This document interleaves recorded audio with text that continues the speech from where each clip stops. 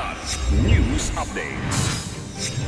Mga balita ngayon, PNP at AFP nakaalerto sa posibleng retaliatory attack kasunod ng DI Maute encounter. Senior citizen patay matapos barilin at pasabugan ng sasakyan sa North Cotabato. Pagtatalo ng e-trike driver at gwardiya sivil sa Intramuros na uwi sa Pisikala. Ako po si Cesar Soriano para ihatid ang nangungunang mga balita sa buong kapuluan ngayon. Naka-heightened alert ang lahat ng unit ng Philippine National Police o PNP, gayon din ng Armed Forces of the Philippines o AFP sa Bangsamoro Region, kasunod ng madugong engkwentro sa Lanao del Sur na ikinasawi ng 10 miyembro ng Dawla Islamia Maute Group o DIMG. Ayon kay PNP Chief General Jose Melencio Nartates Jr., patuloy ang operasyon upang tugisin ang natitirang mga rebelde, habang pinag-aandaan din ang posibleng retaliatory attack. Ayon naman kay 103rd Infantry Brigade Commander Brigadier General Billy De La Rosa, wala nang natitirang miyembro ng DIMG sa kanilang nasasakupa, ngunit nananatiling handa ang kanilang puwersa laban sa anumang banta.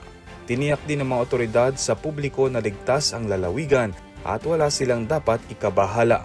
Nag-ugat ang sagupaan sa isang manhunt operation laban kina alias Usman at Musli na sinasabing leader at sub-leader ng grupo. Nasawi sa insidente sina Usman at Musli kasama ang iba pang miyembro ng DIMG.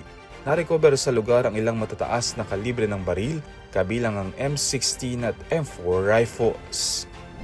Patay ang isang 60 anyos na senior citizen matapos pagbabarilin at pasabugan pa ng granada habang nagmamaneho ng kanyang multicab sa Pikit, North Cotabato nitong Sabado, Abril 18. Kinilala ang biktima na si Nanog Yambalanan Salimena. Ayon sa ulat, tinambangan umano siya ng mga sospek na sakay ng motorsiklo at walang habas na pinaputukan bago hinagisan ng granada. Agad isinugod sa pagamutan ng biktima, ngunit idineklara itong dead on arrival. Narecover sa lugar ang mga basyo ng caliber 45 pistol at safety lever ng sumabog na granada. Patuloy ang investigasyon ng mga otoridad upang matukoy ang pagkakakilanlan ng mga sospek at ang motibo sa krimen. Nauwi sa suntukan ang mainitang pagtatalo ng isang e-trike driver at miyembro ng Gwardiya Civil sa Intramuros, Maynila nitong Sabado ng hapon, Abril 18. Batay sa investigasyon ng Ermita Police, sinita ng gwardiya ang driver dahil sa umano'y iligal na pagparada sa Real Street, Barangay 655. Gayunman, umabot sa tensyon ang sitwasyon matapos umanong paulit-ulit na dinuro at minura ng driver ang gwardiya na nauwi sa Pisikala.